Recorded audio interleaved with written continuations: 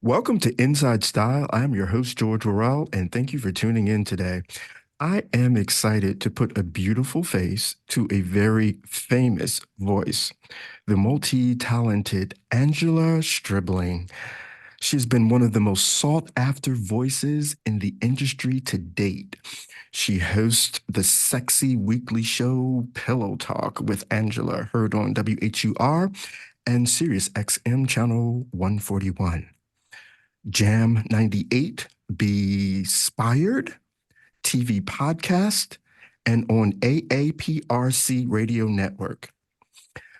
I want the accolades for this woman is just amazing. Angela Stribling, welcome to Inside Style. Wow, thank you so much for that beautiful introduction. I need to just take you on the road with me. And you know what? Tell them who I am. I Tell them didn't who even, I am. I hadn't even hit the pinnacle of it. Like There's just more stuff, but that was those highlights are we pretty can good. start there. Yeah, I love So it. thank you so much for taking the time to talk with us on this early morning. I want to start with your upbringing in Rochester. Uh, Buffalo, yes, Buffalo. You know, it was one of those Buffalo, New cold York. regions up there. Yeah, I don't know why Yes. Rochester came to, but Buffalo, New York. And I understand you started singing and thinking about singing at a very early age. Was it 9? Four, four 4. years old actually. And I speak just like my mom. Hmm. I sing just like my mom. I've got her voice. And my mom, I don't come from a musical family, but my mom was always singing around the house. And, they discovered that I kind of had that same gift. Hmm. And so, they would encourage me. My parents would encourage me to just go with that, go forward Hmm. with that. And so in school, they were always calling on me to do the singing when, Hmm. I know how a lot of Black families are, Hmm. or at least when I was growing up. You go to the relatives and we all dance and sing and Oh we my just God, was are that fun? free and right. I mean, that's just our culture. And Hmm. so for my sister, she was the dancer. Hmm. I certainly don't have I don't have those moves at all. So they'd have me sing and have Darlene dance. That was our thing. Were you shy about it, or were you upfront and be like, "I'm ready"? Where's I my? was ready. I just have always loved it. I love, I mean, even to this day, just the Mhm. way you feel when you're singing, and especially when you can look at someone when you're singing, or I suspect any art form, if you Mhm. can see that you're having some kind of an emotional connection with the person who's listening, Mhm. or as a painter, the person who is looking at your work and actually gets something out of it. I think I kind of figured that out early on, that it's a great way to communicate. So, yeah, So being so close to New York, was that an additive? New York City, you as an know, outlet? it's a great question. And those who have been up in that region know that it's so far away. Washington, D.C. is closer to Manhattan than Buffalo is. Mm. It's, they say to me, they say, you might as well say you're from Canada, because that was Wow. Toronto was our closest city. So I Wow. spent a lot of time, my family spent a lot of time in Canada. Mm. So unfortunately, no, New York City, I didn't go to New York until, I went to school until I left.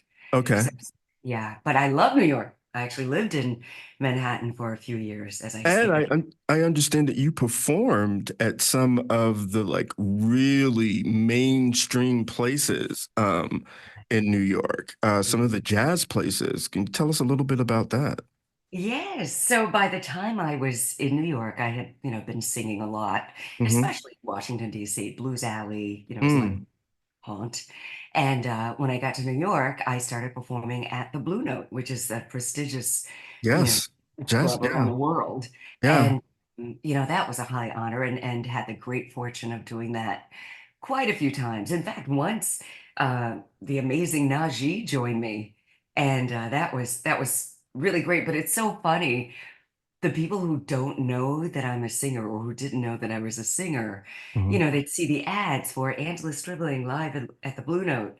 And, they'd call me up and saying, who are you bringing on stage? Because they know me as Yeah. a broadcaster Right. or presenter, like, no, Mhm. it's me. It's I'm yeah, and the Rainbow Room and the Soul Oh Cafe. my gosh, How yeah. was that? Tell us how that was. Oh, the Rainbow Room. I mean, talk about a historic place. That was a Mhm, high.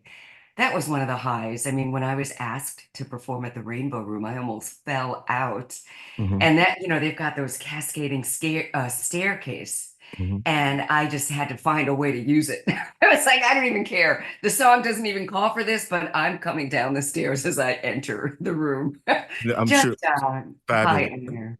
Yeah. And the Soul Cafe, that was I don't even think it's around anymore, but that was Malik Yoba's place. Hmm. And I think a lot of, different entertainers had gotten together and opened this place, but he was like the top person. But yeah, I used to do that quite a bit. And in fact, Shaka Khan was in town doing a weekend at the Blue Note, and she heard that I was singing at the Soul Cafe, and she came out, Mm. called her up on stage with me. That was amazing. And the Nah. only thing I, have connections with people like Shaka Khan and the like is because of my years at BET hosting. Mhm. I think to me, that was one of the best things, just being able to be in the same room with these luminaries and And I want to talk about that too. Your love, how you were able to create a path for a woman, an African American woman, which I bring that up because I'm sure it was not easy.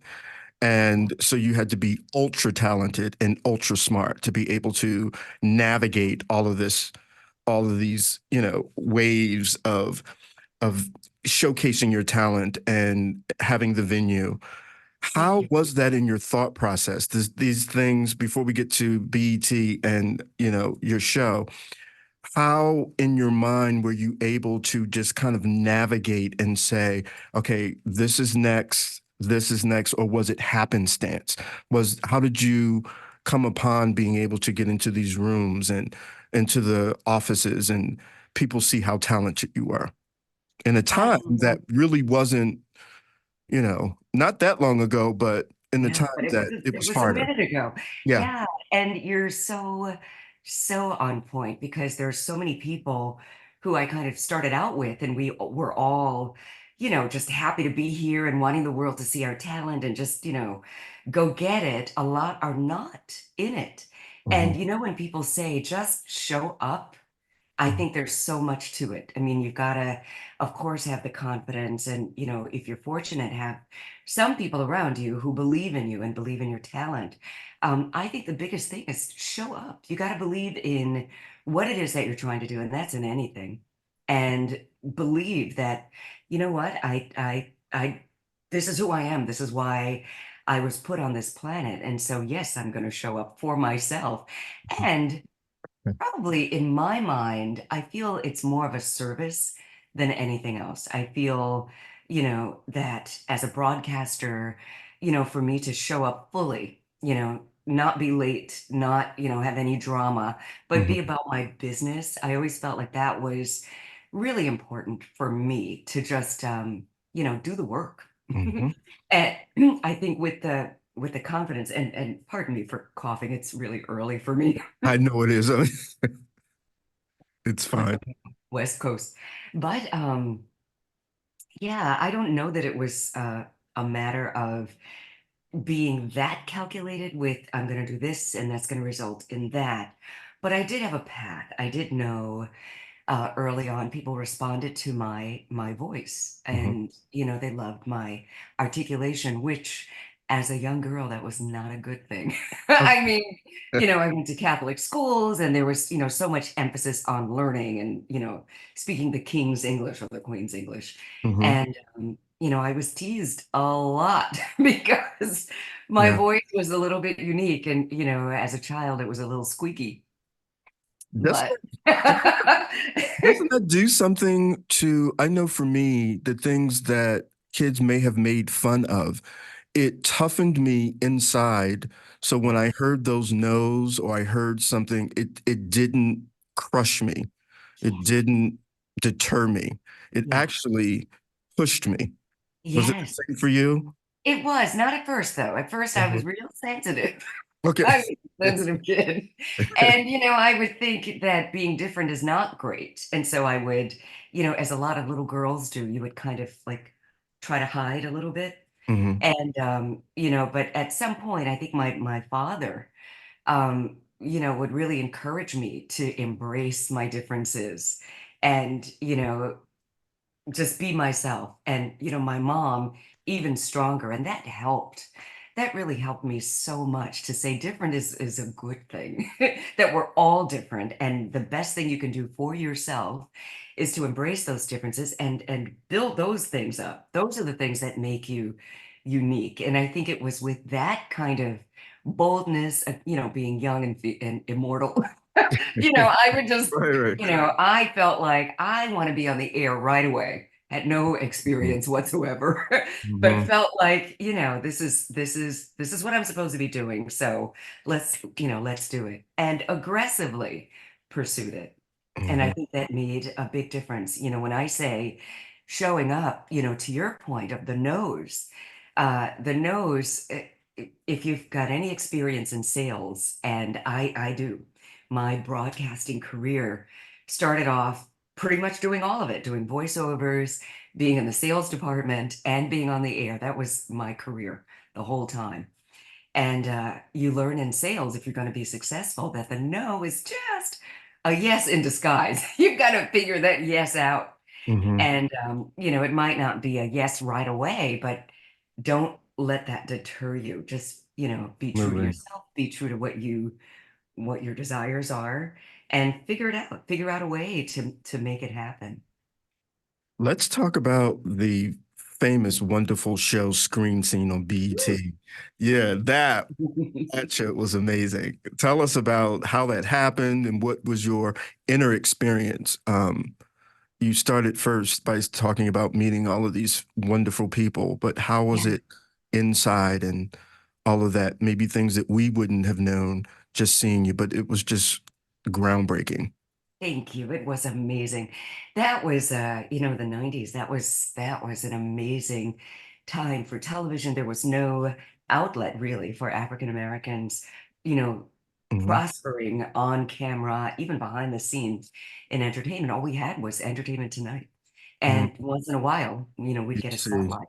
Yeah. So how I started at BET, I was doing a local show in DC, and the producer of Video Soul saw me on there and said, "Hey, we're auditioning for Video Soul."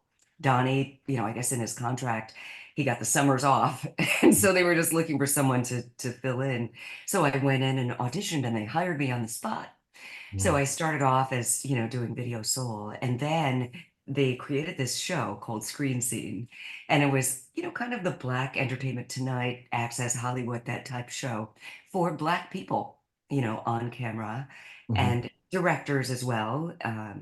And they created the show and they initially hired Melvin Lindsay and Mhm. former Miss Black America. Well, actually, when Vanessa Williams defaulted, Suzette Charles became Yes.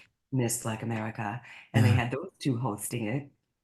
She's It from didn't work the out. state of New Jersey. Oh, is she? Oh, Mm. awesome. I've never met her. Yeah. And, it didn't work out with Suzette, so I think they kept her for about a month or something like that, Mhm. and then they called me and said, "Are you interested in this show?" And Melvin, Lindsay, and I were already best friends. We Mm. were doing a show together in Baltimore, and, anyway, so Melvin and I got to do Screen Scene together, and it was just Melvin and I were a match made in heaven. Melvin, as you know, is the creator of The Quiet Storm. All right, Storm, there will never, ever be another Melvin Lindsay. I got a Never, chance to meet him when I ever. first moved to Washington, D.C. So the two of Mm. you being matched, that will never happen again either. I know. Yeah. I mean, that was just one of those things. And he would always say, Angela and I could have easily grown up in each other's homes. We're Hmm. so much alike, finish each other's sentences. We look like we were brother and sister. We just loved each other so much. Hmm. And, the show was fun, except when we both had a very similar sense of humor. Okay. And it was live TV, Monday through Friday, 7 p.m., primetime TV. And unfortunately, when something funny would happen, especially, things that we really should not be laughing at, it was hard to stop. And they loved it. Unfortunately, it made for good TV. They- Instead of them going to a break, they would push in and we're like trying to get it together. That, oh my God, Well, that people was, are, for you to be authentic. So, that yeah. was, I'm sure. What was, who left a lasting impression on you as one of your guests on your show? On Ooh, oh my God, there were so many. Stevie Wonder, and we're still great friends okay. to this day. His amazing talent and his humility and Mhm, his sense of humor, you mhm. know, amazing. Um, I also got to meet Dr. Betty Shabazz, Really? and that was when Spike Lee had just done his amazing movie, and we had the screening. They gave BET the exclusive screening, so Screening. that meant we were up there, Mhm, in New York covering it, and I got to meet her and just her presence. Just mhm. as soon as I met her, I just felt it. And Okay. I was just in such awe of her. Another person, Nelson Mandela. I, I I I mean, I what feel did you like, say, right? It's like oh my gosh, I feel like there's humans and there's Nelson Mandela and then Mhm. there's Jesus. Yeah. So Just another level of humans. so when you have these, does it leave something within yourself? It's like these civil rights icons and these people who have done amazing work within the field, when you meet them, do you feel that something has been imparted into you that will further you that you can probably impart on someone else? I do. I kind of the same thing with the people I mentioned. Mhm, Their greatness did not make their ego get in the way. They never got in the way of those blessings. They knew where those blessings came from. And I think that's where the humility came in. I remember I was fortunate enough to go to the inaugural ball, and it was Bill Clinton's ball. mhm, And Kwesi Umfume invited me as his guest and said, hey, okay, these are our seats. And I see that I'm sitting next to President Nelson Mandela. I was like, you've got to be kidding me. He goes, nope, he kept that big surprise. So I'm sitting there between those two, Kwesi Mpume and Nelson Mandela.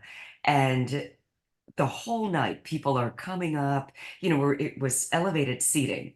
And so it was kind of a balcony thing. People are on the floor and they knew that, Madiba is sitting there. So all night they're screaming and he gets up, every time he'll stand up and wave. So at the end of the night, when we're sitting in this VIP area, there's, everybody you could imagine, they're all in our section. So mhm, people are starting to leave. The event is over.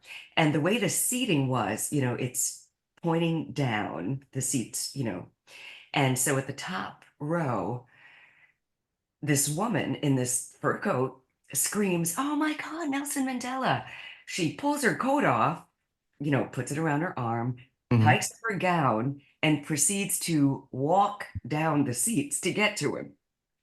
Meanwhile, security is about to tackle her like a football player. Like, He goes, no, no, no, let her come, let her come, let her come. So she comes and she's just so excited and she's crying. mm, And, she's just, gets up to him and she's like, I just love you. And, all these wonderful things. And so, he just says, God bless you, blah, blah, blah. She leaves. mhm. So he had all this time to say something like that was crazy or anything. Right. I waited about maybe 10 minutes for him to say something. He didn't say anything. And I said, excuse me, what just happened? I said, that woman could have been, she could have had a weapon or she could have done Anything could have something. happened. Anything could have happened. You made security leave her alone. I said, what was up there? And he said, I believe that I'm put here for this. Mm, I am here for the people. I want them to come and I don't, I'm not afraid. And that taught me so much mhm, just about the humility, his love for people. He kind of, I don't I think he kind of felt protected. He knew, Hmm. and that, I don't know, I think not that I will ever be on their level, but it taught me so much about the humanity and to just never feel like you are in control, that Hmm. that It's it's God divine. that brought you What's to going to this. happen is going to happen. It's the And divine. yeah, and that you feel protected, and it's Yeah. nice to be nice. It It's is. nice to It's be nice, it's nice to right? be Because nice. that's what goes a long way. You know that saying of it's not so much of what you say to a person, but it's how you make them feel. Hmm. That's the impression. You could say whatever you want, but it's who you genuinely are and how you're making the person feel that matters the most. So with your voice and your presence and all of that you do, the added piece, which I think is fantastic, going through all of your photos, you have such a grasp of fashion and from your personal style. Let's talk about that for a minute.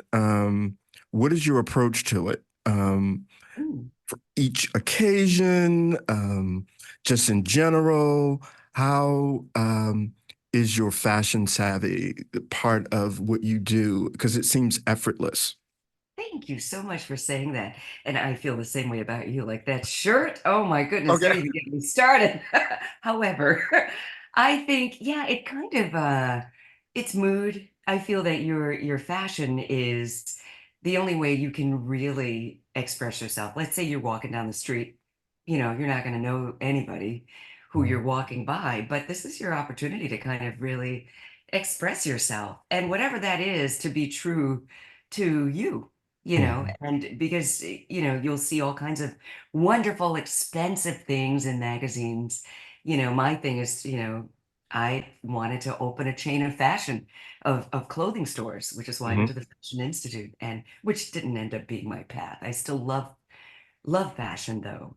Mhm. And I just always felt like it's your own signature style that matters. Not that I always had it together. I mean, when Okay. when I was a little girl, I remember this distinctly. I mean, I loved color. Mhm. And, my mom and, my Aunt Pauline was visiting.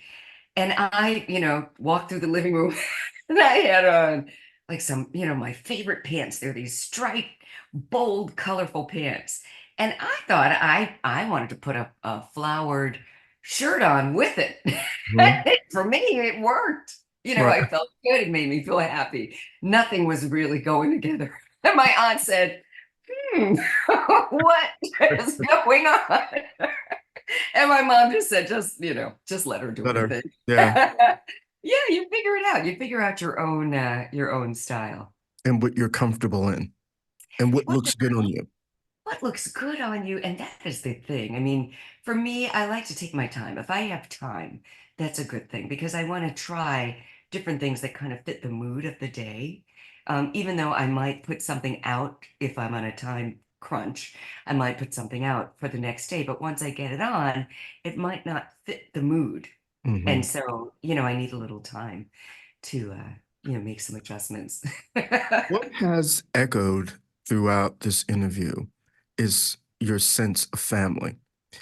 Mhm. And for anyone who's listening, and I want you to talk about this a little bit in our remaining minutes, is that foundation of knowing who you are that comes from your parents, a loved one, a friend, is something that money can't buy.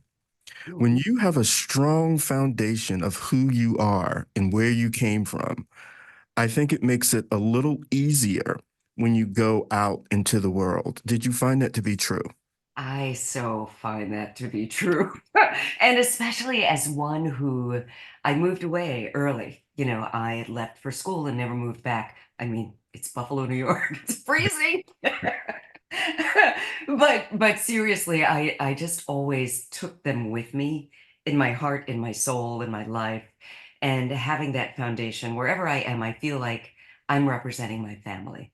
And Mhm. it's not just the parents and my sisters. It's even beyond that whole village and extended family as well. That's your foundation, no matter what. And sometimes it takes a minute to learn that, you Mhm. know. especially when you're really young, you're trying to establish yourself. And Mhm. that's important too, to figure out your own voice. And apart from family and the people you grew up with, I mean, many of us didn't have strong nuclear Mhm. family. I'm fortunate that I did, but I know a lot of people didn't. And you find your own family, you find your village. So if it's biological or not, having that foundation, I think it's crucial. Otherwise, you will blow with the wind. Mhm. You're so focused on what everybody else has to say about you that, who you really are gets lost. And so when you have that foundation, that strong familial foundation, and again, when I say family, it doesn't have to be Doesn't have biological, blood. but you Yeah. find your people, those who get you, those who support you, and you can do anything with that. What is your best advice for anyone getting into this game or just starting, restarting their careers? Or what is the best piece of advice you would give or was given? The best piece of advice that I would give was given, and I'm so glad it was given to me because it's mattered. And that is to push whatever it is that you want. Don't let anything stop you. Don't think that, oh, I'm a certain age, so I can't do that. I'm this age, and so I can't wear that. I, don't deserve this because I'm, whatever. Those are barriers that you put on yourself. Nobody else does. I don't care what anybody else says. If you feel that you want to accomplish something, if it's in your heart, in your DNA to do it, you got to do it and don't stop. Don't take no for an answer. Figure out how that no can turn into a yes. Yes. I mean, Yeah. that is kind of, that rings through. And it is a fire in your belly, I think. I think it's Yeah. something on the inside that pushes you. And if you don't have it, you need to figure out how to get it. So, Yeah, yeah, right. Because if you don't have it, that just means, it only means that you haven't discovered why you were put here on this planet. And God makes no mistakes.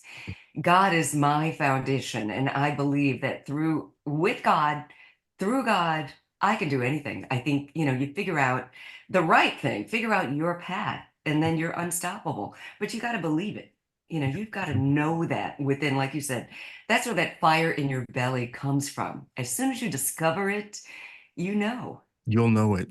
Yeah. you'll know it. How can our listeners get in contact with you on social media? What are your hashtags or your hang tags that we can, is that what they're called? I like that. Hang tags. What's How the can they get hang in tag? contact with you Hang for being with authentic? me. Yes. You can find me everywhere at Angela Stribling. That is pretty much the brand. I do have a Pillow Talk with Angela page as well on Instagram.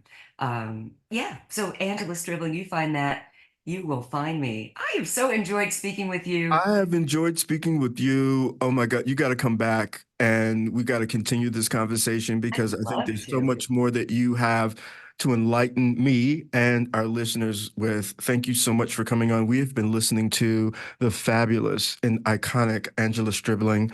Thank you for coming on and thank you for listening to and tuning in to Inside Style. I am George Worrell, and remember, real style starts with being comfortable in your own skin. We will see you next time.